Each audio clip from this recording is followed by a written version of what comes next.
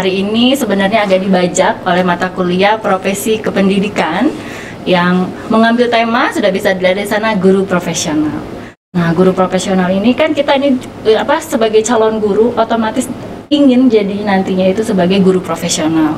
Nah, di dalam guru profesional ini pasti apalagi sekarang dikaitkan dengan kurikulum yang berlaku, itu sekarang yang lagi in kurikulum Merdeka. Nah, di kurikulum Merdeka otomatis akan ada yang namanya sekolah penggerak. Nah, salah satu narasumber kita hari ini adalah kepala sekolah dari sekolah penggerak ya Bu ya. Betul. Ya, kita perkenalkan dulu Ibu.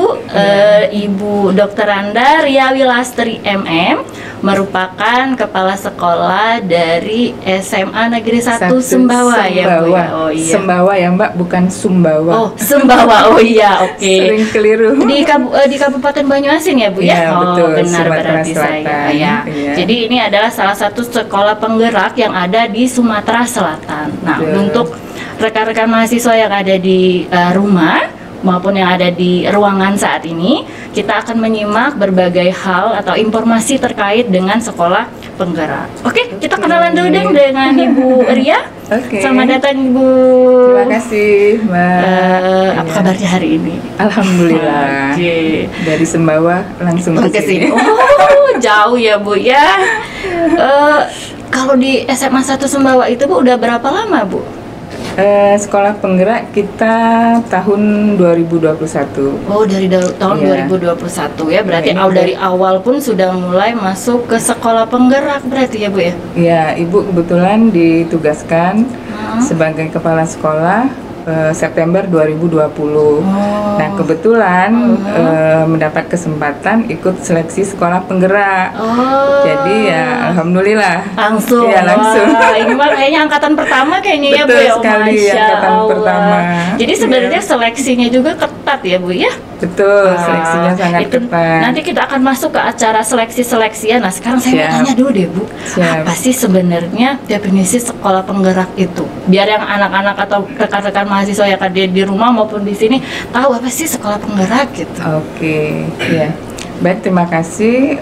Sebelumnya sudah diundang podcast di FKIP Fakultas Keguruan dan Ilmu Pendidikan.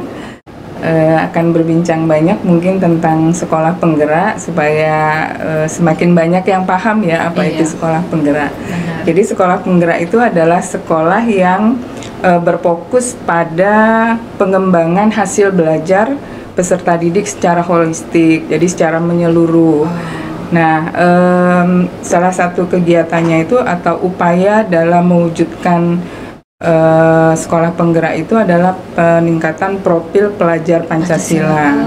Jadi ada 6 profil pelajar Pancasila yang perlu ditingkatkan di sekolah penggerak itu. Mungkin bisa Ibu sebutkan ya, supaya nggak nanya apa sih profil pelajar Pancasila. Jadi yang pertama itu beriman dan bertakwa kepada Tuhan Yang Maha Esa serta berakhlak mulia.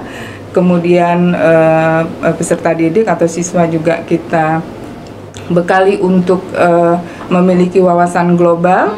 Kemudian mereka juga memiliki kemampuan untuk bergotong royong ataupun kolaborasi.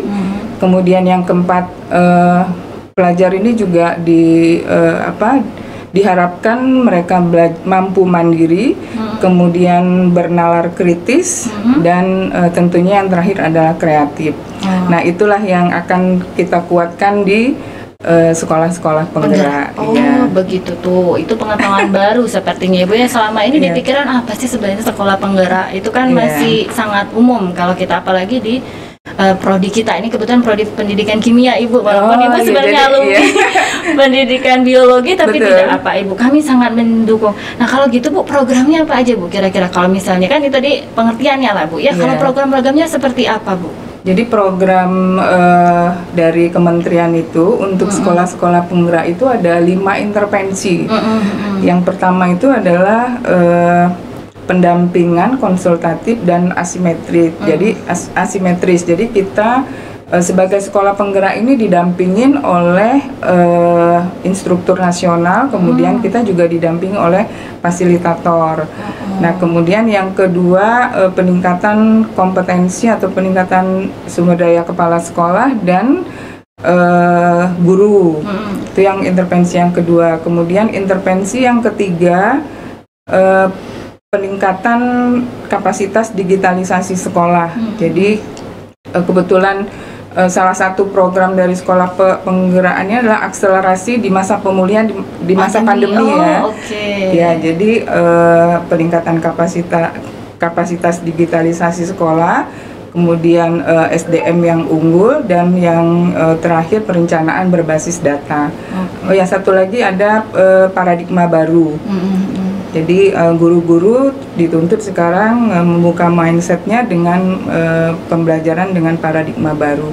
Nah, itulah yang diharapkan dihasilkan dari sekolah-sekolah penggerak atau program-programnya. Sangat menarik sekali. Jadi kalau misalnya memang dituntut nanti kalau misalnya jadi guru penggerak, walaupun ibu sebagai kepala sekolah penggerak, menaungi oleh guru-guru penggerak itu. Kebetulan di sekolah kita ada 7 orang guru penggerak. Udah banyak berarti Bu ya.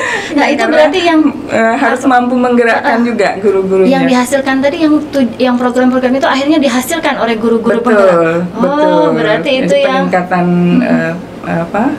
peningkatan SDM sekolah ya, salah satunya melalui guru penggerak. Oh begitu, ada gambaran sudah. Mungkin mahasiswa nanti akan ada pertanyaan sedikit kali ya Bu ya, kalau misalnya di akhir aja lah kita tanya-tanya. Nah, terus kalau misalnya gini ya Bu ya, kan itu tadi kan ada program-programnya.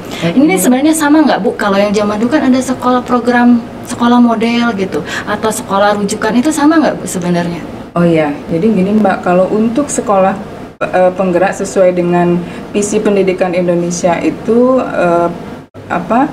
pemerataan pendidikan sampai di pelosok negeri. Nah, jadi Mas Nadiem itu mengharapkan unggul itu bukan hanya sekolah-sekolah tertentu saja. Yang di kota saja berarti ya Bu, sekolah-sekolah yang di pelosok pun bisa memperoleh predikat unggul itu, salah satunya melalui seleksi sekolah penggerak, di mana yang diseleksi itu adalah kepala sekolahnya.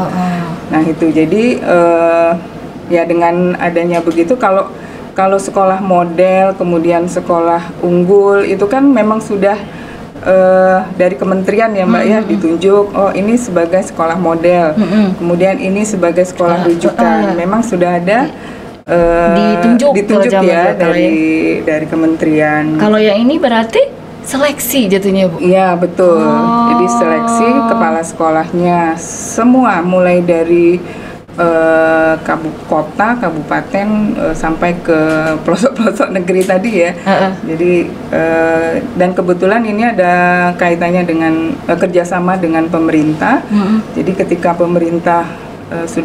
pemerintah kotanya atau kota Madianya mendukung, ya bisa diadakan seleksi untuk sekolah penggerak.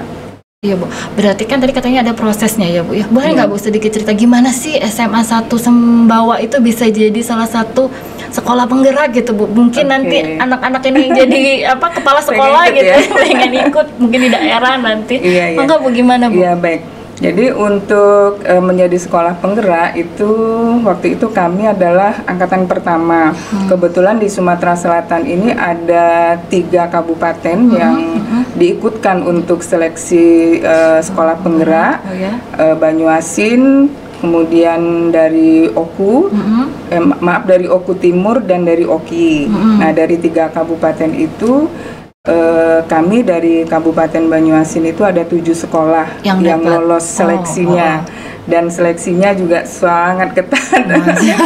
Jadi ada 3 tahapan. Yang pertama kita isi kurikulum FITIK kita dulu, kemudian seleksi tahap yang kedua ada esai, kemudian setelah lulus esai itu kita diseleksi lagi tentang kemampuan akademik, kemudian tahapan yang terakhir itu ada simulasi mengajar selama 10 menit, bayangkan. Ada simulasinya berarti ya Bu ya? 10 menit kita mengajarkan minimal 1 jam pelajaran 45 menit. Nah, ini 10 menit mulai dari opening sampai closing. Nah, harus mencakup semua.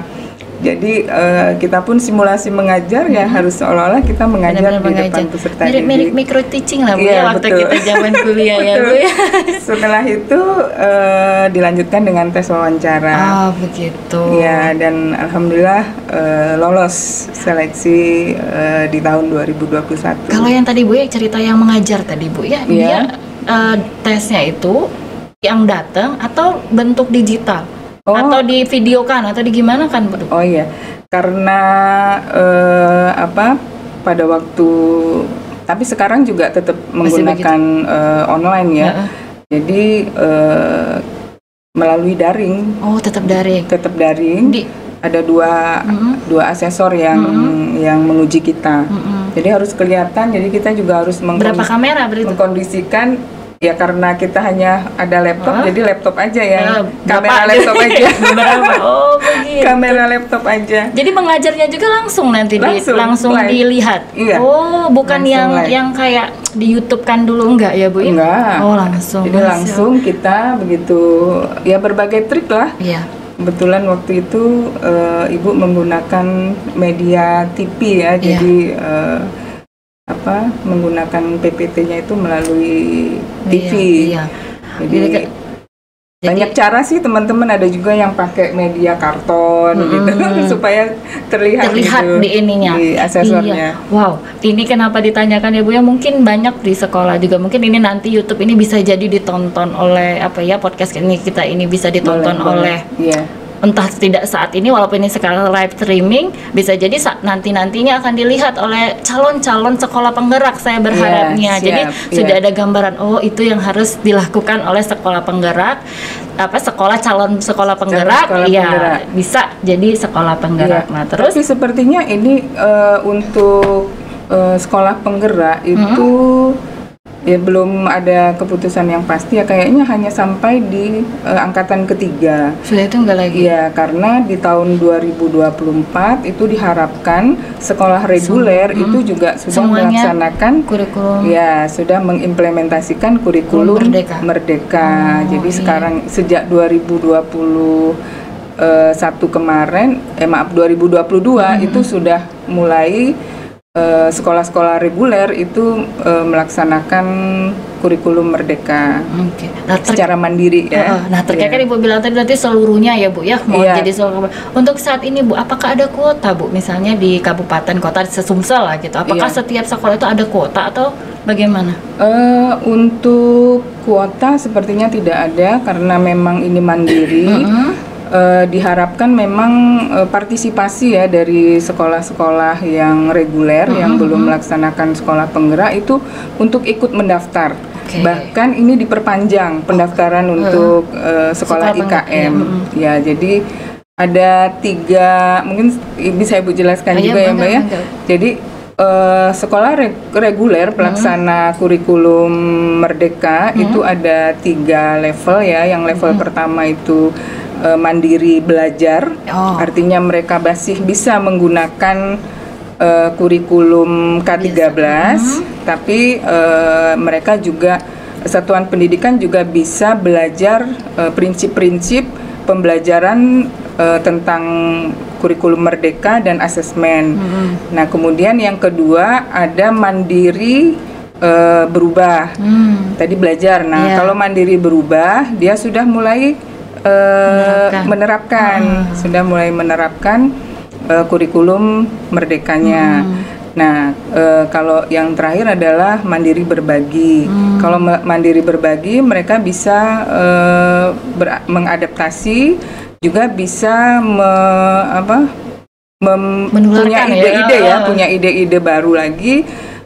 Bagaimana melaksanakan kurikulum Merdeka itu dan bahkan bisa mengimbaskan ke sekolah-sekolah lain juga. Nah ini kayaknya kalau di SMA 1 Sembawa udah yang mandiri berbagi ya Bu? Sepertinya, ya karena alhamdulillah tertinggi berarti. Karena alhamdulillah SMA Negeri 1 Sembawa walaupun kami di perkebunan karet tinggalnya di kabupaten, banyak sekolah-sekolah di Kota Palembang yang akhirnya ke situ. Keren berarti Bu. Sudah belajar dengan sekolah kita, bahkan yang paling jauh ada teman dari Jarai ya, SMA 1 Jarai. belajar kurikulum Merdeka Merdeka juga di itu ya Bu ya. SMA Negeri 1 Sumbawa. Nah, kalau tadi ya Bu ya masih sih sebenarnya ini kriteria kan ini kan pasti kan kurikulum Merdeka kan yang diterapkan ya Bu ya. Iya. Kriteria apa sih Bu sebagai apa kriteria sekolah yang boleh menerapkan kurikulum Merdeka ini? Kalau kriterianya? Kalau kriterianya sebetulnya mereka ya secara moral dan ini sudah siap gitu ya. Iya. Secara kompetensi juga mungkin sudah siap. Kemudian yang jelas memiliki komitmen yang tinggi untuk melaksanakan kurikulum Merdeka. Itu kriterianya ya Bu ya. Nah terus Bu, kalau misalnya kita cerita tentang inovasi Bu ya, sebagai SMA 1 Sumbawa itu kan sebagai sekolah penggerak. Iya. Inovasi apa saja sih Bu yang sudah dihasilkan ya oleh SMA 1 Sumbawa Siap. gitu kira-kira? Iya. Nah untuk melaksanakan sekolah penggerak ini kita kebetulan di kegiatan belajar mengajarnya itu ada 2 kegiatan, ada yang namanya kegiatan intrakurikuler. Kemudian yang kedua kegiatan proyek. Nah, kalau untuk kegiatan intrakurikuler sejak tahun 2022 kemarin kita mulai menerapkan pembelajaran berdiferensiasi. Jadi artinya pembelajaran yang benar-benar melayani kebutuhan peserta didik.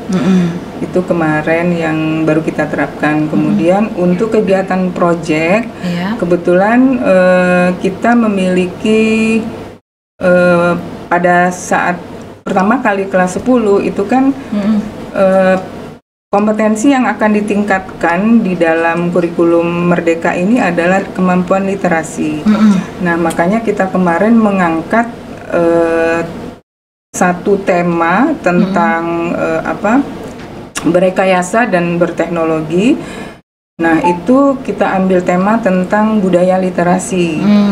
Nah, alhamdulillah kita di budaya literasi ini anak-anak kita berikan kesempatan untuk memiliki e-library masing-masing peserta didik ini. Jadi anak-anak kami semua peserta didik di SMA Negeri 1 Sumbawa itu sudah memiliki e-library. Nah, e-library-nya kita menggunakan yang gratisan aja Mbak karena sekolah itu memang tidak berbayar ya. Sekolah kita sekolah yang full dibayari oleh pemerintah. Nah, sehingga kita bagaimana berpikirnya anak bisa memanfaatkan teknologinya. Rata-rata kan anak-anak memiliki HP sekarang ya. Jadi bagaimana memaksimalkan HP-nya itu kita ajari mereka membuat e-library dengan menggunakan aplikasi Flip HTML5. Nah, pakai Flip berarti dia Bu ya? Flip HTML5. Jadi anak-anak udah punya library sendiri. Paperless sekarang. Jadi mereka membuat tugas misalnya itu langsung bisa dimasukkan ke dalam e-library. Bahkan tahun 2023 ini kita punya karya inovasi kartu pelajar yang sudah terhubung dengan e-library. Jadi rak-rak buku anak-anak itu bisa dibaca oleh teman-teman yang lain yang ada di kelasnya. Waduh, gitu. Itu keren sekali. Ini patut dipelajari juga. Mungkin kami pun ya sebagai mahasiswa nantinya bisa lah Bu belajar juga justru ke sana. Karena apa ya? Untuk ke sekolah penggerak gitu ya, untuk informasi-informasi sekolah penggerak yang kita tahu ya cuma dari YouTube paling gitu ya, informasi itu juga kadang mahasiswa masih agak sungkan mencarinya. Tapi kalau misalnya bisa lihat secara langsung bagaimana program-program sekolah penggerak misalnya ya Bu ya. Nah, nanti kita undang mereka atau mungkin ada mata kuliah lainnya nanti justru akan hadir Bu, bukan menghadirkan. Akan hadir ke SMA 1 Sumbawa. Bisa kita berkolaborasi Iya Bu. Jadi kita juga punya istilahnya kunjungan lah Bu. Ya. Kemudian tema yang lain juga ada Mbak. Tema-tema yang lain itu kita menjadi sekolah adiwiyata juga. Jadi ada satu tema juga di project P5 itu tentang gaya hidup berkelanjutan. Nah, jadi anak-anak kita juga kita bekali bagaimana mereka berperilaku hidup bersih dan sehat. Jadi dengan adanya kegiatan PHBS tadi, perilaku hidup bersih dan sehat tadi, ya alhamdulillah itu mengimbas ke sekolah kita, dan tahun 2022 kemarin sekolah kita menjadi sekolah adiwiyata tingkat provinsi. Masya Allah, aduh, jadi imbasnya banyak benar. Jadi sekolahnya makin bagus kalau sudah mengikuti misalnya jadi sekolah penggerak ya Bu ya. Iya, kebetulan yang di sekolah kita itu ada pemanfaatan bank sampah. Jadi anak-anak sudah memiliki profil pelajar Pancasilanya tadi sudah terlihat di anak-anak. Jadi karakter kreatif dan inovatifnya. Jadi mereka bisa mendesain dari sampah-sampah bekas itu untuk menjadi barang yang bisa dimanfaatkan. Kemudian tema yang ketiga itu kita juga mengambil tema kewirausahaan.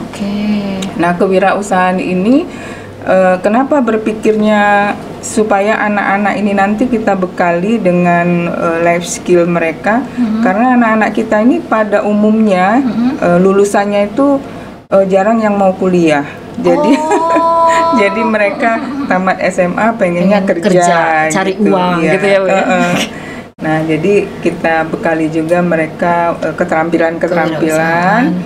Kita juga sudah mengajari anak-anak yang perempuan kita ini tentang bagaimana membuat gelang, kalung gitu ya, dari barang-barang bekas.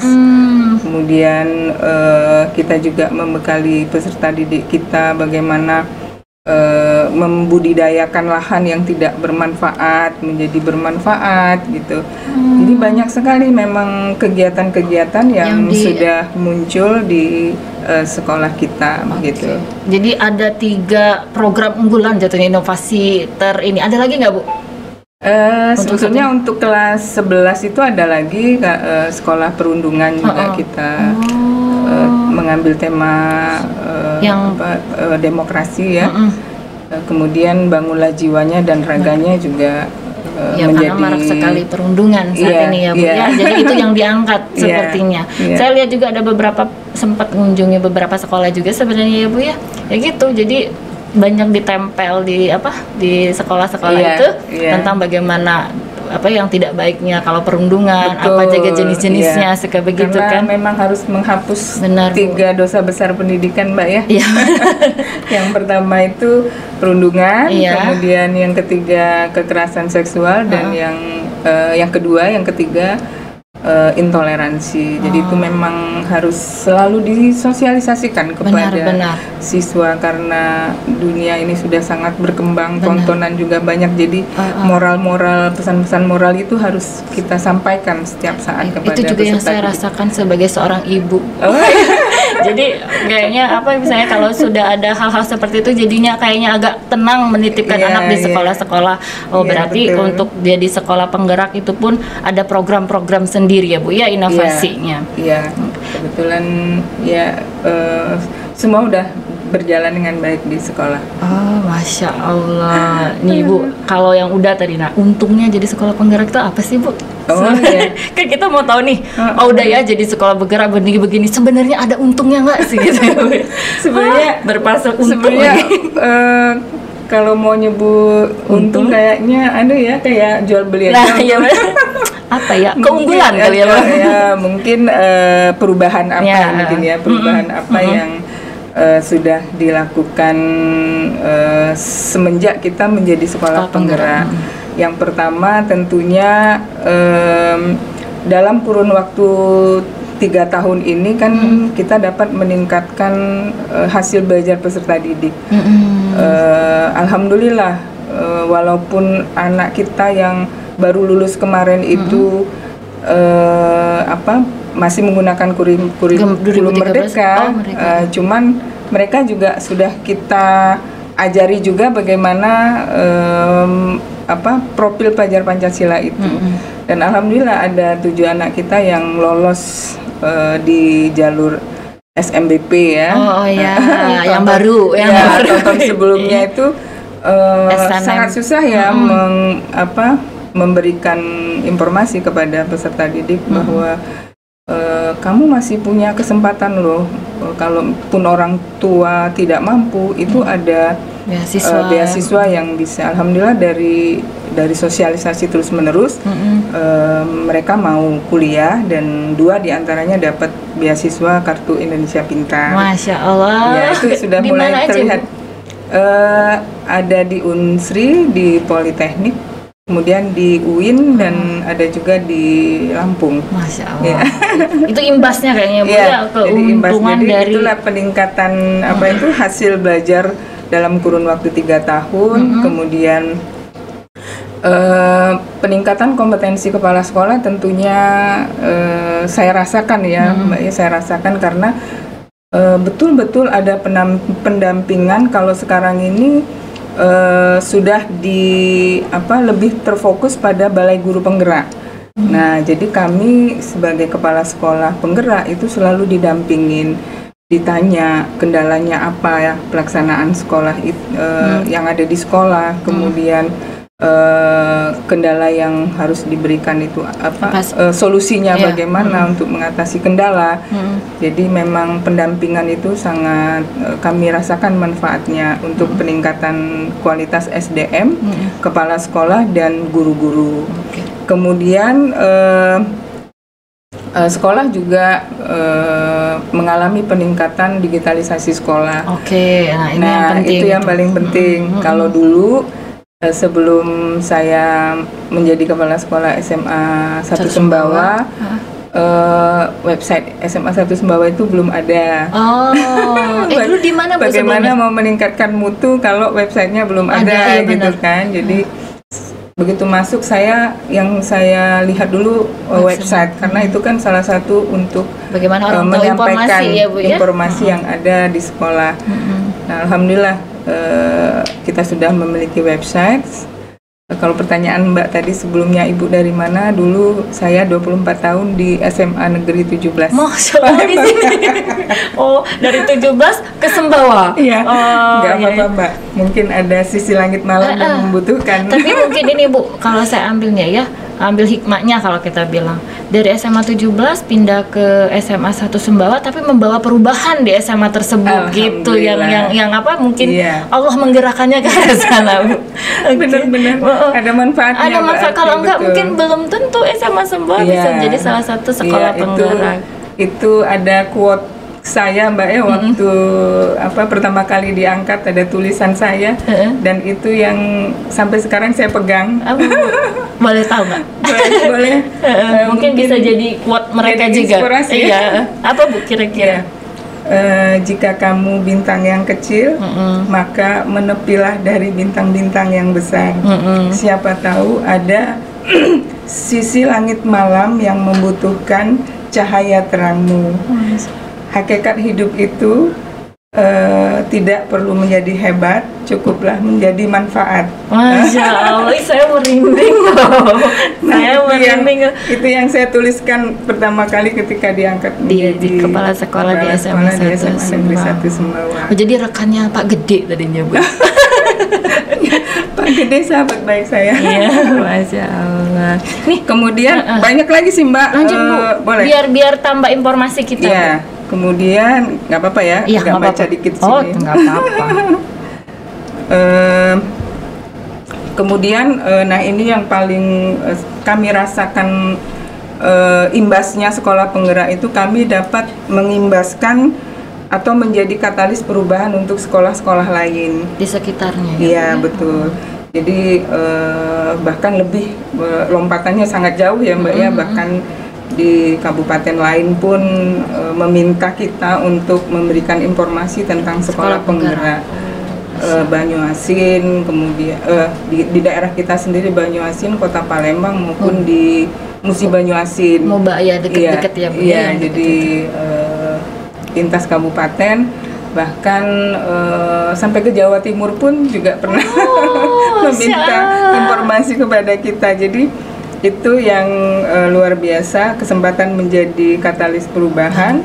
Kemudian percepatan pencapaian profil pelajar Pancasila. Kemudian nah yang paling saya rasakan manfaatnya, kita dapat bantuan dana dari pemerintah untuk operasional sekolah, untuk beli-beli buku, apalagi sekolah kita kan muridnya nggak banyak, hanya sekitar 448 orang. Nah, dengan adanya bantuan tambahan dana dari Bos Kinerja itu bisa sangat membantu untuk perbaikan sarana prasarana sekolah, perpustakaan, kemudian sarana olahraga, sehingga sekolah menjadi lebih nyaman untuk peserta didik. Gitu. Semoga habis ini Bu, peserta didiknya makin bertambah gitu ya. Mudah-mudahan ini. Jadi hari ini baru PPDB. Oh, mulai PPDB sekarang. Sudah Mbak, tahun kemarin alhamdulillah nambah 1 kelas. Mudah-mudahan tahun ini nambah lagi. Amin. Iya, namanya juga ini ya.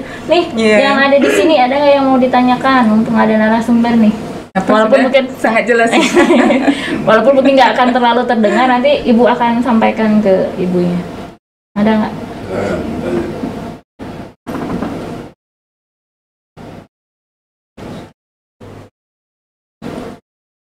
Ada nggak?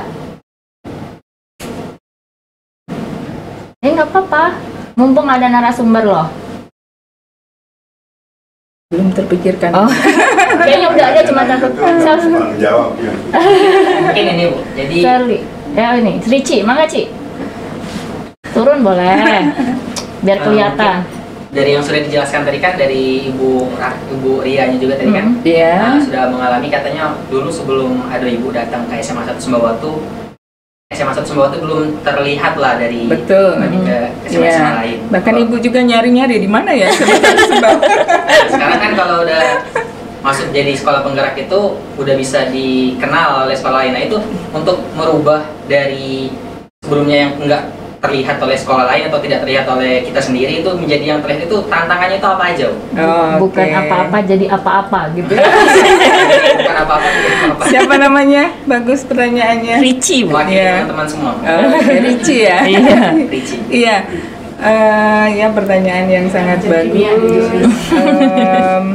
Sama dulu Ibu juga nyari alamat SMA 1 Sembawah mana ya gitu ya. Nyari di website yang muncul data Dapodik gitu kan. Jadi makanya berusaha bagaimana caranya SMA Negeri 1 Sembawah ini bisa dikenal. Yang pertama tadi kita bangun dulu website sekolah. Benar. Karena itu merupakan bagian yang paling penting dari sekolah ya. Dan alhamdulillah sampai saat ini masih aktif gitu. Bukan hanya hanya berhenti di sana gitu ya. Kemudian nah, yang mungkin yang paling mencolok itu adalah ketika saya tahun 2021 diundang Mas Menteri itu ke acara puncak, jadi menjadi tamu VIP-nya Mas Menteri pada tahun 2021 dan mewakili Banyuasin dan Provinsi Sumatera Selatan. Satu-satunya kepala sekolah penggerak seluruh Indonesia yang diundang ke acara puncak peringatan Hari Guru. Karena semua berdasarkan rekam jejak digital ya.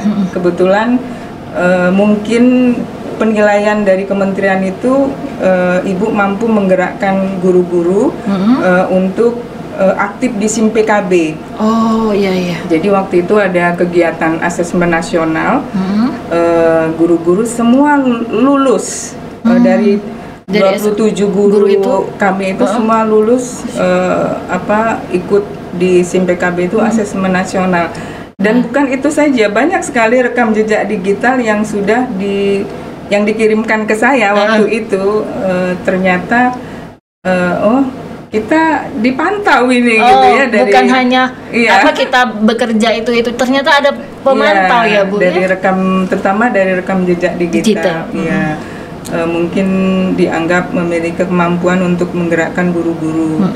Nah, jadi dengan adanya itu langsung terangkat ya SMA Negeri 1 Sembawah. Akhirnya lumayan terkenal Sumatera Selatan. Iya, kemudian kita juga banyak video-video. Jadi informasi melalui media itu sangat membantu untuk menyampaikan apa saja yang sudah dilakukan di SMA Negeri 1 Sumbawa.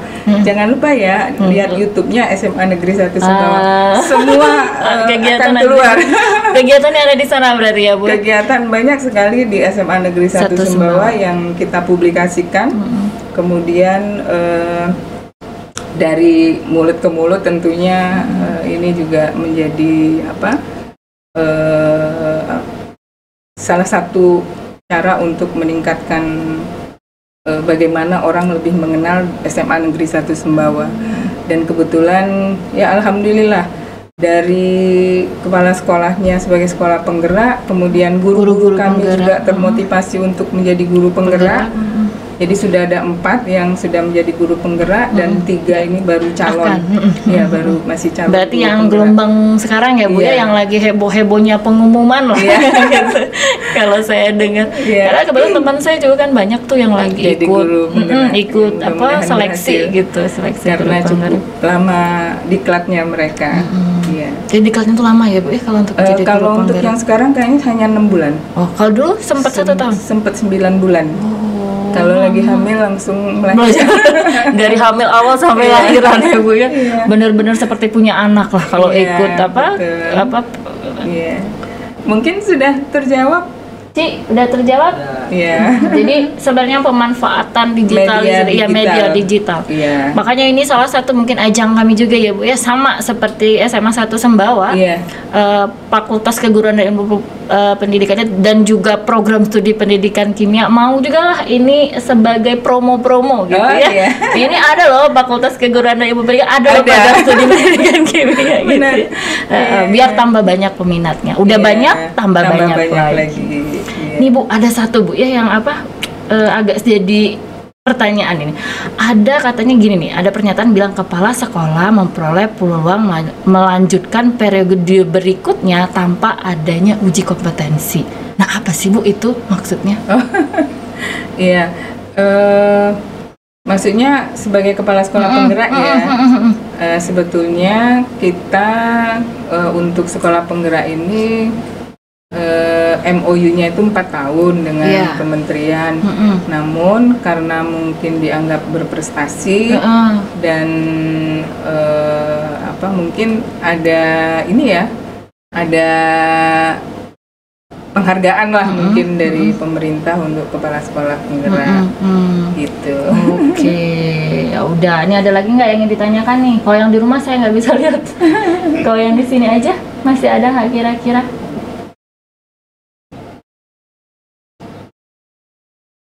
Ayo, monggo, masih ada waktu. udah jelas semua. Oke, nah untuk sementara itu udah jelas semua, Bu. Mudah-mudahan ini informasinya bermanfaat buat buat kita. Salah satunya sebagai ini mata kuliah sebagai salah satu mata kuliah kita namanya Proporsi Kependidikan yang dosen pengampu itu sebenarnya Pak Hartono dan Pak Fuad gitu ya. Nah, sebagai penutup nih, Bu, closing statement lah katanya itu. Kalau di podcast kan suka ada begitu tuh. Closing statement itu gimana sih, Bu? Apa aja itu supaya guru-guru dan sekolah itu mau jadi sekolah penggerak gitu, Bu? Enggak, Bu? Iya, baik. Jadi untuk menjadi satu aja mungkin menjadi guru dan menjadi kepala sekolah hendaknya harus profesional. Itu menurut saya karena profesional itu sudah mencakup semuanya ya, mulai dari kompetensi diri, kemudian bagaimana kita sebagai kepala sekolah memiliki komitmen yang tinggi untuk membuat sebuah sekolah itu menjadi sekolah yang maju. Itu tentu harus ada komitmen yang tinggi dari kepala sekolahnya. Kalau di SMA 1 Sumbawa kita menerapkan manajemen partisipatif dan kolaboratif, sehingga kerjasamanya sangat terlihat di SMA Negeri 1 Sumbawa. Kepala sekolah itu tidak bisa berdiri sendiri tanpa adanya bantuan dari stakeholder yang ada di sekolah tersebut. Masya Allah. Aduh, terima kasih banyak Ibu Ria atas sama-sama. kehadirannya. Itu tadi bincang-bincang kita tentang sekolah penggerak. Boleh ada tambahan lagi, Mbak? Mangga, Bu. Mungkin memotivasi ke teman-teman kepala sekolah yang saat ini belum mendaftar sebagai sekolah pelaksana IKM Mandiri. Silakan mendaftar. Kami sebagai sekolah penggerak siap membantu Bapak Ibu apabila ada kesulitan dalam melaksanakan kurikulum Merdeka, baik itu dari pembelajaran intrakurikulernya maupun kegiatan proyek. Terima kasih banyak Ibu. Iya, sama-sama. Harapan saya juga, saya sebagai host juga mengharapkan ini menjadi informasi penting bagi mahasiswa, rekan-rekan mahasiswa baik yang ada di sini maupun yang ada di rumah. Kemudian juga berharapnya nanti ini ditonton oleh banyak orang. Salah satunya mungkin sekolah-sekolah yang ada di Sumatera Selatan, mungkin juga di Indonesia yang saat ini menuju program sekolah penggerak, mendapatkan ilmu dari apa yang kita sampaikan pada hari ini. Mudah-mudahan menjadi motivasi Amin. Untuk mahasiswa juga Iya, sebagai salah satu nanti calon guru profesional. Nanti setelah ini kita lanjut PPG supaya jadi guru profesional. Betul. Ya udah, itu saja dulu. Terima kasih banyak Ibu Ria udah bersedia hadir di siang hari bulan puasa di Fakultas Keguruan dan Ilmu Pendidikan. Main-main lagi Bu sebagai alumni di fakultas kita. Ada kata-kata yang kurang berkenan. Saya juga mohon maaf kalau ada kata yang tidak berkenan. Oke, kita tutup dulu untuk ini adalah sesi pertama dari wawancara kita. Nanti ada sesi 2 dan sesi 3 kita lanjutkan setelah yang satu ini. Assalamualaikum warahmatullahi wabarakatuh.